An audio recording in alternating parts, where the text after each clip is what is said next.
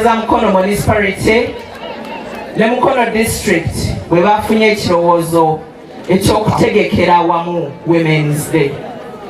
Kitera okunyiiza bannaffe abali ku parties endala nga bagamba buli lwe mutegeka emikolo bwe giti mugifuula ya kibiina ekiri mu buyinza. Kiruma bw'oba oli ku opposition naye ate bw'oba oli mu gavumenti ng'ekibiina kyowagira kyekiri mu gavumenti kinyuma era kisanyusa. Na bwe kityo ntegeeza abantu bonna tikasita mwakkiriza ogenda mu multi-party dispensation bino bye bibeerayo kubanga buli muntu aba ayagala okunnyikiza ate akaseera kafunyaako okunnyikiza ke ka gatherings west. Naye nze nga RDC ngamba ntya nti omulamwa gw'olwaleero gwa mukyala okumuselebratinga era nga twagala okumanya omukyala w'eggwanga atuuseewa wano mu Mukono nga district. Omukyala owa Mukono district n'omukyala owa Mukono municipality, omukyala owa amagombolola 18 agakola Mukono district okuli amagombolola 2 aga municipal afaanana atya olwaleero?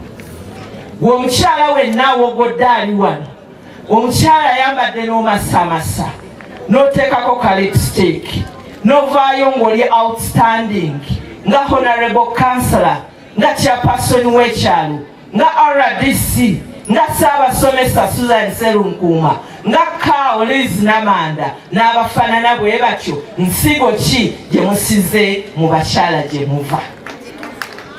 Era abakyala bano okuba celebratinga balabidde ku ki? Kye mubataddemu babeegombako ki? Muvaayo buzi kubeera mu councils olwezo slots gavumenti ze yabawa oba okucelebratinga ekitiibwa ky'omukyala, naye ku kyalo kyo gy'ova olese oteeseteese otya omwana omuwala omukyala ow'enkya. Mu makaago mw'ova twegombamu omuwala ow'okuwasa agenda okuba omukyala ow'enkya, oba tulaba mukyala anyinyiridde mu kkubo wano naye nga waka omwami agamba mundeke Museveni atwonoonedde abakyala. Kisikiriza ki bakitaffe traditionally mu cultures zaffe abali mu Buganda nabali abatali mu Buganda ennongooseemu okumugamba nti twala omwana omuwala mu ssomero asome? Yeegombye eki kugwe Fatuma Nabitaka RDC wa Mukono n'enneeyisaayo ng'otambula ng'oyogera ng'okola emirimu n'awaka we baakuwasa? Kiki ekyo ekyenjawulo ku mukyala agenze mu ssomero, ku mukyala ali empowered akola gavumenti gy'empereze ya NRM kye yateekawo, ekyenjawulo ku mulembe guli ogw'abaana abawala abataagendanga mu ssomero? What is the difference? Olwaleero ye main aim etuleeta okucelebratinga. Tetucelebratinga beauty, no. Tetucelebratinga kubanga tutudde mu office, no. We are celebrating the impacts. Tucelebratinga ebirungi ebivudde mu bakyala abaava emanju, ebirungi ebivudde mu bakyala abali mu bukulembeze, oba bwa kika, oba bwa nnono, oba bwa nsi, oba bwa church. Nga bwe ndaba maama Sewanyana, bwe ndaba maama Rwandasa, bwe ndaba Amina Nakadama n'abalinga abo. Tulwana naffe okufuna ku bifo ebitannagenda mu bakyala. Neebaza Ssaabasajja Kabaka wa Buganda nti mbadde nga kinnuma nga ngamba lwaki tetulina baamasaza abakyala, kati tulina Kayima mukyala n'abalala. Neebaza Pulezidenti ankozesa nti Vice President mukyala, Prime Minister mukyala, majority of the ministers bakyala, ba RDCs bakyala, ba assistant RDCs bakyala. What is the impact from that number? Kubanga tugenda gamba analysis from 1985 emabega emyaka 40 analysis from 1986 mu maaso emyaka gye tuliko abakyala lulinga tebannajja mu leadership bakola ki ensi yali efaanana etya olwaleero from 1986 nga tufunye ba Dr. Specioza Wandera Kazibwe tufunye ba Rebecca Kadaga tufunye ba Anita Annette Among n'abalala omukyala atambudde atya. It's not Nup Oye, it's not NRM Oye, it's not a DP, no. Ffe ng'abakyala tukoze ki? Tucelebratinga namba z'abakyala eziri mu parliament ebiteeso byaffe nga bannamukono mu bakyala biri luddawa.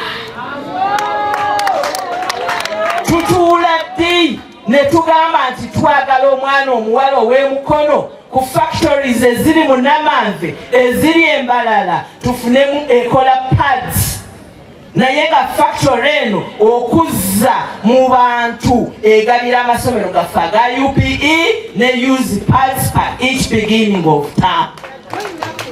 Tukumira abaana baffe abawala mu masomero. Tulese programs ki ku ssente gavumenti zegabeza YLP eza UEP tulinayo ebibiina ba CDOs bye batutegekedde ne bu machines obutono okuyigiriza abaana baffe abawala mu masomero okwekolera pads kibayambe okubakuumira mu masomero. So are we celebrating omukyala wa Uganda? Ffe abali mu leadership namba gye tulina tuyambye abatali mu leadership positions okubaako we batuuka oba twagala for God and my stomach because tulwanira ebifo bino era twagala ffenna okubeera nga tuli sane. But what is your impact mu jurisdiction yekulonda? What is your impact mu kifo mwotudde? Tunoonya emirimu twagala abaana baffe abawala bagifune kubanga bagitwayire betusomesezza twasooka ne tukipasiivinga bubi kubanga banyigiriza nnyo abaana abawala. Nange ndi omu ku bo. Taata wange bwe yali ampeerera yaŋŋamba gojja genda ku Mukono High. Brother wange gwenzirako n'amugamba ono ajja genda e Kyambogo College School. By then Mukono High yali ya myaka 4 nga tusharinga ebizimbe n'abamukono boarding primary. Brother wange amutwala e Kyambogo in a boys school eri well set up nga buli kimu gyekiri. He's a plumber, yakola sciences era n'amutwala mu malungi. Buli muwala eyatuukanga ku level gye natuukako ng'amutwala Mukono High because wali tewaliwo ground eri well levied ku mwana omuwala n'omulenzi.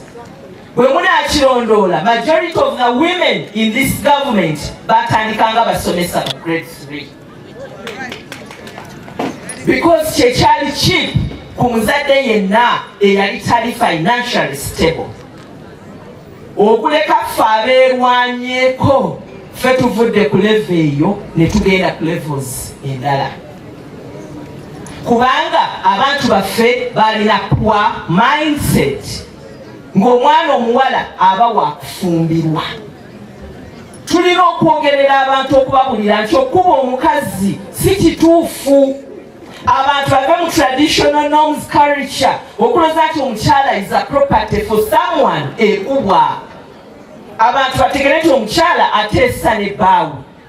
Naye mu kukola ekyo mumanye nti omuntu yenna bw'anyigirizibwa ebbanga eddene bwe yeerwanako okuva mu kunyigirizibwa alwana bubi agitwayiri.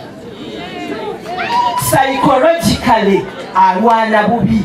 We are seeing this kubanga tetuvuddeyo as counselors, as advocates okubulira abakyala nti yes twanyigirizibwa but here we are tutuuse ku table leka tuteese. Abakyala bagezaako okulwanyisa buli maanyi gonna ge balina to kill the opposite gender. Why? Babanyigiririze ebbanga. What am I saying? As an RDC, ekyo si kye twetaaga. Ki kye twetaaga? Twetaaga omukyala alina amatu. Twetaaga omukyala alina engalo. Twetaaga omukyala awuliriza. Twetaaga society eri inclusive, erimu omukazi, erimu n'omusajja. Because twaleeteteeka erya homosexuality, meaning buli kintu kyonna tukikole both genders. Kyokka tukugamba tokweka mwana aliko obulemu manju. Omwana mujeeyo tumulabe, tumuteekerewo ramp agende mu ssomero. Kyokka Bible eza brailles weziri nti n'ono atalaba asobola okusoma Bible nga tulese eya braille. Kyovolaba buli kimu tukikoze. Debula is a counselor. Nkwenge is a counselor. Wadde bakosefu naye tukkiriza tubeetaaga kuba nabo Mukama Katonda yabatonda mu kifaananyi ki. Tukkiriza nti tulina okuteekawo ba-counselors mu community, aba-counseling and guidance for psychosocial support. Balyowe emyoyo n'obwongo bw'abantu. Tukkiriza nti programs zonna gavumenti zerese nungi naye ani alina ozoogerera. We people who are empowered. Bw'okoowa gavumenti togikoowa lwa kyambalo kya yero. Gikoowa olwa yero. Mobilize for you president. Naye woova abakazi abaakulonda bakufunyeemu ki? Nze ekyo kyekinzita. Yes, your presidency for Kamwokya is going to visit Mukono. You are mobilizing people to come. After coming, what next? Chechiddako. Hagenda kujja as always he comes. But what next? Otesetese bameka mu jurisdiction yo abagenda okufuka ba MP mu mulembe gw'omukulu oyo. Otesetese bameka abagenda okufuka ba counselors mu kisanja ki. Otesetese ani asobola okusoma n'okuwandiika era okuleka nze bemperera mu UPE ne use era abagenda okukola mu gavumenti eno. Ekiruma abantu bwavu. Obwavu obubaluma. Yes, it means you are responding, but I'm the principal here. Yes, I'm the principal. I'm the president by virtue of my position. That is why I'm speaking with honor and honor. However much you are responding, your responses are not hard. With evidence, we have UPE, twala abaana basome. Temwesobola mugamba ngu eri bonna bakone. Oba bakona lwaki tomuteeka mu ssomero ey'essente z'osobola? You a mere leader. Ofuna ssente za muwi wa musolo. You don't have a plan for 10 years to sustain your income. Bw'onoobeera RDC abaana bo bajja kusoma. Bw'onoova ku RDC we bajja okukoma. Is that the nation we want?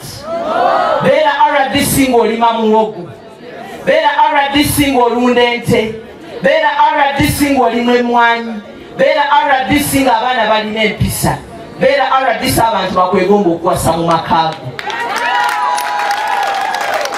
Tetwetaaga kuwagira abantu nga ne bwe banaawangula. You can't qualify to be a minister in their government. Zengera ne bagamba for us we are very well positioned. Era ne gavumenti ezinaddako we are there to serve. Kubanga ffe tukkiriza nti leadership is a God-given gift. Oyo Mukama gw'ataalonda tagenda kubeera mukulembezi. Namwe abambadde yero mbagamba ekigambo kino. Tetulina kwambala yero kufa na kuzuukira in yero nga tetukola. Tulina okwambala yero nga bwe tukola. Bwe baleeta ssente za PDM genda ozifune. Twepankapanka ngu ssente ntono. Era nze bwe mbeera predi abantu bankubira amasimu. Kati gwe President Museveni yakusinwaza eyo miliyoni emu gw'osobola ogikozesa ginkuba olaba oba naagikasuka. Nze bw'onooginkuba miliyoni emu ngenda kugula emmere y'ente. Bw'onookuba miliyoni emu ngenda kugula kalitunsi nzimbe ekiyunga ky'obuyana. bw'ona okuba miliyoni emu nja kwongera ebirunga nkole bull fattening. Mu mwaka gumu nja kulunda ekite, nja kisala ku yidi eya Zuhira. Ne bwe naaba sikisaze nja kigabira abasiraamu. Bwe naaba sikoze ekyo nja kitunda. Nja kugula ebikanja, buli ttani egula ssente mmeka. Twepanka naye nga tefena tuli mulooni. Ekikoze obubi wano mu Central Region, tulowooza nti buli muntu agenda mu politics. Naye ate ne bwe tugenze mu politics tetuyambye batulonda. Tetubayambye basigadde nga baavu because twagala okubeera ba masters baabwe all the time. Lwaki mwagala abantu okubeera ba servants bammwe nga temubabuulira kituufu? Buli lwe tubeera ku mikolo yefize faces ezimu, buli awali pate ze faces ezimu. You people mukola ddi? Buli kwanjula every weekend you are the same people. Budget ziringa budget. Oba toli ready kwanjula, lwaki oyanjula? Muli bannabyabufuzi muspendinga mulinga abalina we muzisima. Abakyala kino nkibabuulira. Mama Nabikofu yandaba nga nkyali mwana muto. Era nkwebaza mundeze. Mbebaza. Tugabye ssente mu mikono. Tuyanjudde abakazi. Twambadde gomesi tuwogodde. Temuli magoba. Ojja kwambala 2024 ogole 2025 ogole 2026 paka 2040. At the end of the day kwa account yote kugenda kuwadde omutwalo gw'ebyo. For someone who is not ready to go for an introduction, reduce. Watusobola kukunoonya sente zo. Please don't do it for me. Don't do it for me. Era faba mche ekintu kyayiza. Owasa mukazi kufunga mmere yo wakaze binkwatirako wa. Sincerely speaking, binkwatirako wa. Tekulinga kuziika. Nkyokuziika ogenda okungubagirirako banno. Naye abantu n'osaba ne stocks n'ozisaba. N'osaba n'akalega ka mukyalawo ne tukasonda mu meeting. Because oli munnabyabufuzi. Members, abantu enjala ebaluma. Era kyovudola bansituse tebannampita kubanga ekiri awo embuto zigenda kulwala ulcers. Kayindire buli gwe bawa emmere sookomye kacupa k'amazzi nga tonnateekayo mmere. Tuleme kufuna food poison. Naye ng'ebintu bino nsaba busabi mu mwoyo mulungi. Tubitwale nga biki nga bikulu. Ekintu mukwano gwange omu nkwebaza wagenda n'odduukirira abantu. Era byaliwo byonna twabiraba. I'm not ready to go that far. Naye ate abantu b'NRM sirikkiriziganya na statement gy'okoze. Temuprovokinga ntalo. Toyambala yero olina provokinga n'omukuba. It is an indiscipline. Eggwanga Uganda yakkiriza ogenda mu bibiina by'obufuzi. It was over 1996. I remember. Nze nagamba tusigale mu nju. Abantu ne bagamba buli mbuzi ku nkondo yaayo bagende mu muti. Kyankosa. Movement system yali ekola. Nga n'okulonda abantu balonda abantu abalina obusobozi. Bwe twagenda mu multi-party dispensation tufuna buli tick and whatever. Okutukiikirira, okututeeseza. Ekintu kuteesa kintu kikulu. Floor ya Parliament eriko abasajja abagenda ne baveeyo waggulu n'oluzungu nga ba doctors of philosophy balina expertise ne skills ezizitowa. N'oleetayo people abatambula bwe bati tengerere. At the end of the day you lose it all. Kubanga mwasalawo ebibiina by'obufuzi. Yambala yellow, it's your right. Let them put on their red, it is their right. Naba DP bambale green wa, it is their right. Naba FDC bambale blue wa, it is their right. Abantu tebagala kiki. Bring your issues. Banyonyola issues zo. Genda gye bali mu mbeera yonna. Bw'oba olina ssente z'ogaba mu mikolo gaba. Abatalina mwogere byakola. Sagala kusanga vitamins ng'alwana ne Fraga Beera w'NRM.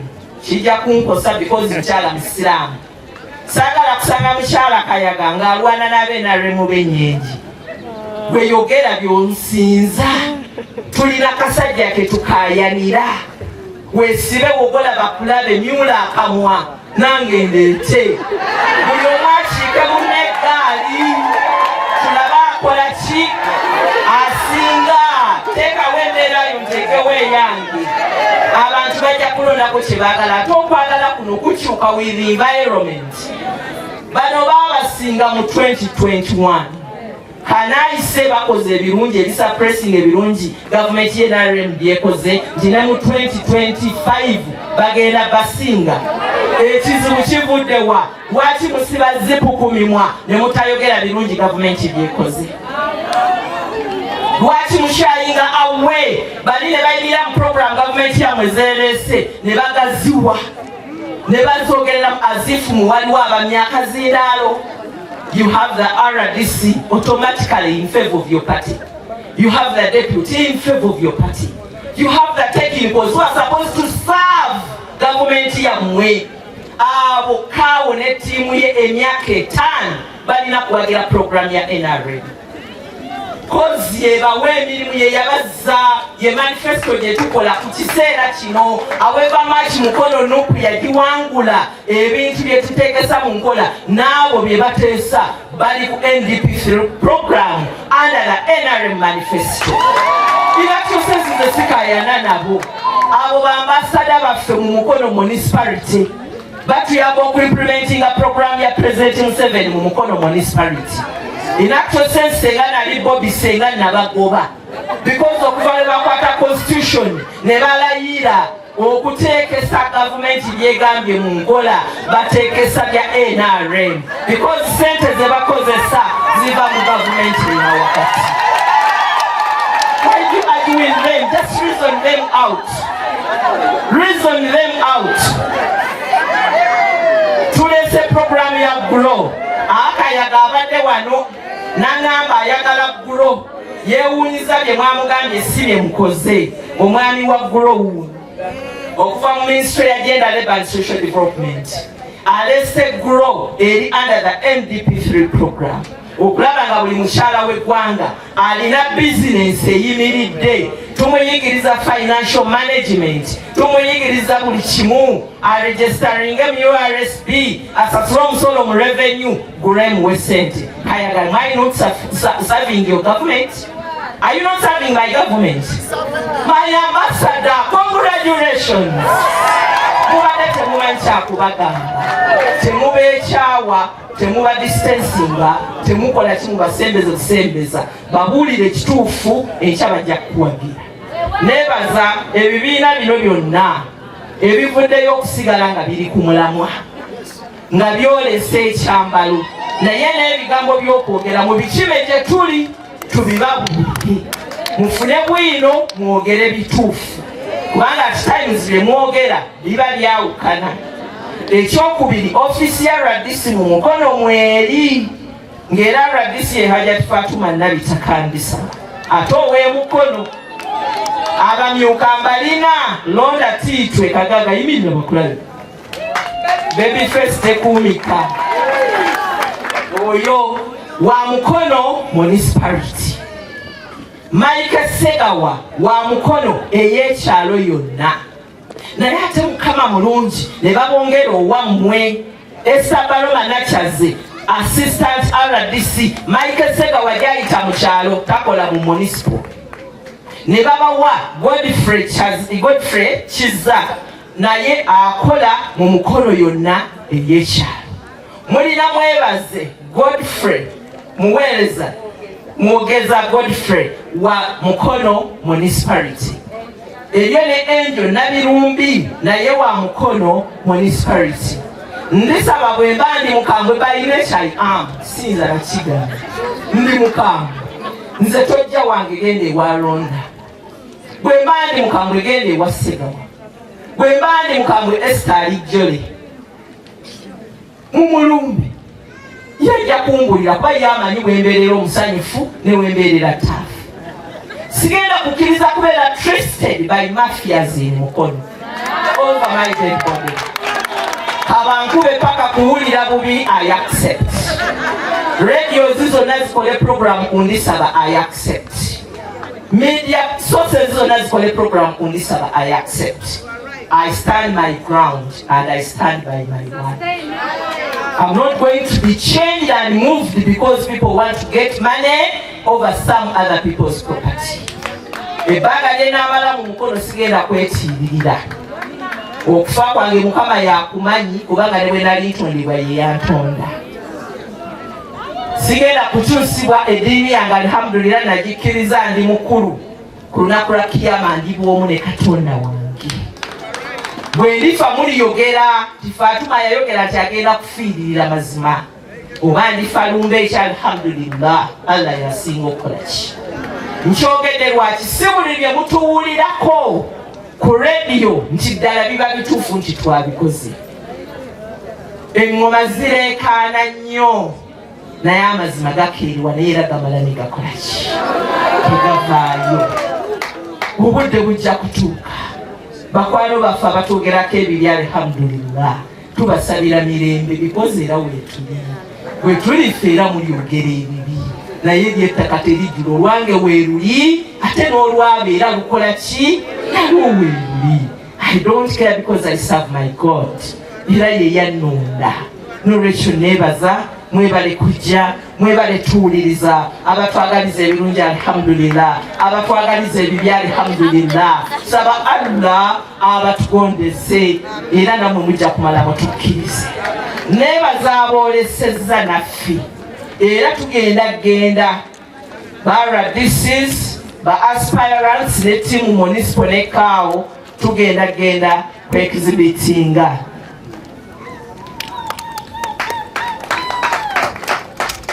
Thank you so much, my mother, my mentor. Thank you so much. Tugenda tulabe enyole, so grow. Mukono wetuli, and I'm happy. Tusula ku kyalo kimu. We are neighbors. Mukono is yours. Wonolaba abakyala abo bali ku stalls on the roadside nga tuba empowering ne bafuna sente za grow, ojja okuba omusanyufu asinga. Kisanyusa nnyo nga watandika ekintu n'okiraba nga kiprogressinga. Kindly accept our weaknesses, but we are going to come and we are going to use you. Twetaaga abakyala baffe bafune sente. Nze manyi abakyala bwe banaafuna sente ne bwe banaaba banuupu ne bwe banaaba baaki tujja kuba tusobola okukolagana nabo obulungi. Ate omukyala alina sente tayinza kuba na butabanguko mu maka kubanga omwami buli lwaba afuluma tomusaba kameeza. Omugamba n'omugamba olina transport oba nkuwe. Yes, kubanga aba talina. Omugamba hani olina transport oba nze nkuwe. N'agamba sweetheart sirina oba mpakola ki? N'omala olw'olumu tuzirawa nga tumanyi zigenda n'owabajja baffe naye ng'osasira abaana b'abajja baffe nga bagenda ssula njala haja olw'olumu tuzigaba naye nga tumanyi mu butuufu tolina omwezi ogwo. Kati nengamba leka muweesenga mwa transport naye atwalire mujja wange abaana bo basobole okulya akawunga n'okebe. That is how far the ladies can go. N'olwekyo grow. Mr. Bagole, we are going to use your office. Tugenda kuba abagenyi abafrequentinga. Tukoze bingi mu Mukono. Tukozeseza office nyingi naye era tugenda kukulumba. Regardless of our political affiliations, we'll never receiving in good faith. Twebaza aba private sector, tujja kukolera wamu nammwe Black Uganda, boda Mukono, abo batabani bange. Banaye mbaagala, paka kuwulira bubi mbaagala. Mukimanye mbaagala. Bakyala obutabanguko mu maka mbakakkanya. Tukakane abasajja abamu sibe basusse okuba ababi. Ne bamaama baffe bafumbira ku bugubi. At one time nayiga okusaaniika emmere ne sepiki etalina mugo. Maama n'angamba gisaanike naye nga nsaaniika lumonde. Ng'akugamba Mukono yeeyongereyo yingize endagala. I did it because maama kye yali ayagala. That is why buli muntu yeegomba Fatuma mpise mu ttanuulu okubeera kyemu. Haji kwenjala tenakuluma nnyo. Situka tugende tulaba abakyala bali bye bakola. Ronda, Lillian, Grow Uganda, Susan. Teacher w'abaana bange oyigiriza abaana bange okwogera oluzungu. She's a teacher. Bananga ayogera oluzungu olulungi. Mukyala Sowanyana, Mukyala Rwandasa, tiimu yonna y'abakyala ba CWF, bamaama Sebuliba, mwena bakwano, we love you. Mwebala okuhonoringa invitation yaffe. Kaawo, we thank you so much. Mukono municipal team, we thank you. Mwena abaami n'abakyala abaami abali wakati muffe bannange tubaagala. Mwebale kuyimirira naffe. Tuli babi naye ate tuli balungi nnyo kuba ffe bimuli byammwe mu maka. Twagala mubeere basanyufu. Oli muzadde ng'okyalemereddwa ku ssomero ki oyinza otwala omwana wo omwaka guno? Nsonga ki ekyakulemesezza? School fees bakusabye nnyingi? Olugendo lunene ng'ebyentambula bikyakalubye? Nandi ky'onoonya essomero erinaalabirira obulungi omwana wo? Okuviira ddala ku by'okusoma mu kibiina, okuzannya n'okutumbula ebitone, ekyokuddamu si kirala. Ly'essomero lya Prudence Junior School, Empoma Mukono, lisangibwa ku luguudo oluva e Mukono okudda e Kayunga, nga wakayitako mu katawuni k'Ekisowera opposite n'Empoma Girls School. Prudence Junior School liri mu kifo kigazi bulungi era ekisirifu, ate nga lirina abasomesa abakugu ddala. Ebyokwerinda ku ssomero biri gguluggulu, ebyentambula babikolako anti emmotoka ezitambuza abaana weeziri. Essomero lya ddene boarding nga mu kaseera kano okuwandiisa abayizi kugenda mu maaso awo ku ssomero. Liwandiisa abayizi okuva ku daycare, nursery paka ku P7. Ebisale birungi ddala ng'abaana abava ewaka basasula emitwalo 3 gokka, ng'ate bo ab'ekisulo basasula emitwalo 6 gyokka. Abaana balya bulungi ne bakeera ku ssomero nga basanyufu. Gw'ayagala okuwandiisa omwana n'okumanya ebisingawo, kuba ku noti 7 noti 1 29 92 38 oba noti 773 noti 62 21. Prudence Junior School, tuwa omwana wo tumusomese, togenda kwejjusa. Our dear parents, thank you for paying our school fees, and we still need your support because education is the key. May God bless you